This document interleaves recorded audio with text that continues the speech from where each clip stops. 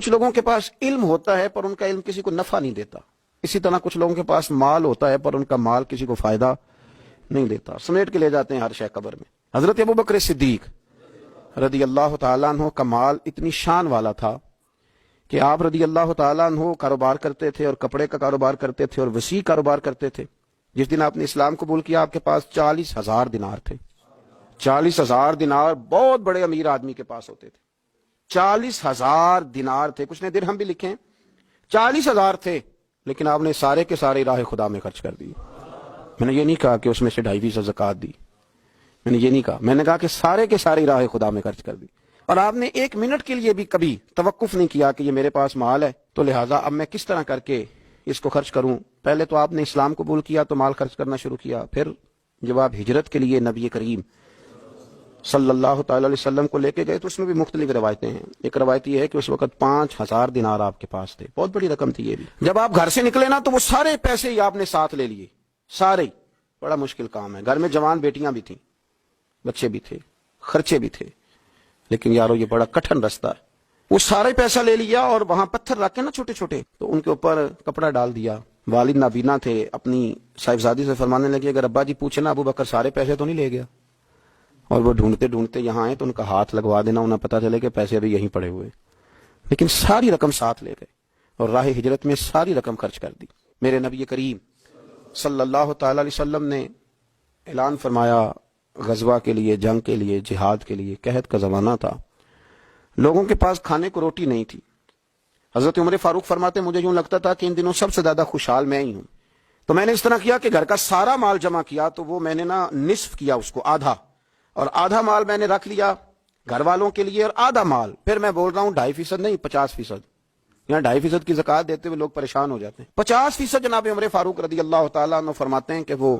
میں نے اس کو جمع کیا اور میں نے ارادہ کیا کہ آج ابو بکر سے آگے گزریں گے انشاءاللہ، نیکیوں میں، خرچ کرنے میں، کمانے میں نہیں، جمع کرنے میں نہیں، خرچ کرنے میں۔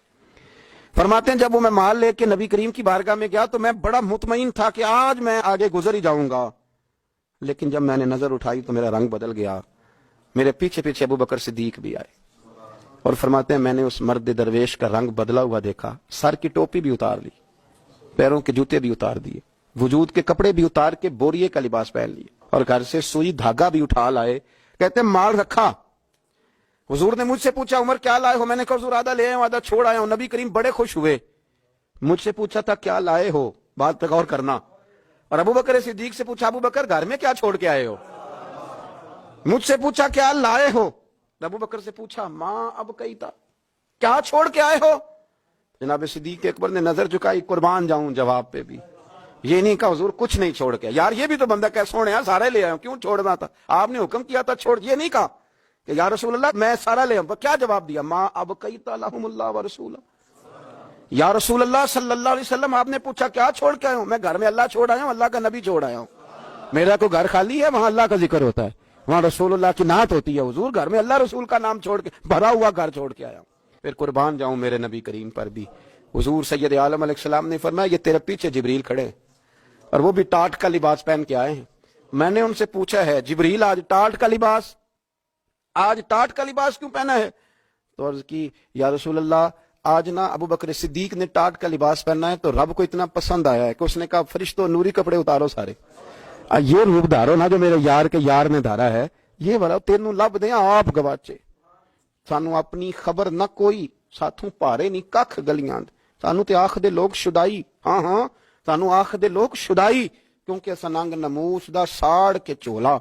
گل پہنے ہیں تاج گدائی، سجنا اپنا آپ گوایا ہے تاں یار نے چاتی پائی، سارا ہی رکھ دیا سارا ہی۔ اور ایک جملہ امام سیوطی نے لکھا ہے جس پر وجد کرنے کو دل کرتا ہے، میں صحیح کہہ رہا ہوں، وجد کرنے کو دل کرتا ہے۔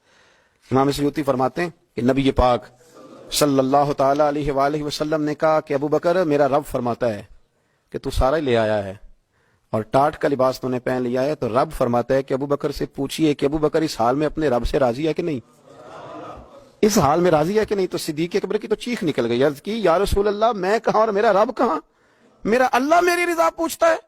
یا رسول اللہ میں اللہ سے بھی راضی ہوں، رسول سے بھی راضی ہوں، دین اسلام سے بھی راضی، حضور میں بڑا ہی راضی۔ اور میں نے یہاں ایک عجیب بات پڑھی، حضرت ابی بن کعب نے ایک دفعہ کہا تھا یا رسول اللہ میں نے سارا مال دینا ہے، فرمایا نہیں بھائی چوتھا حصہ دے، 3 حصے رکھ لے۔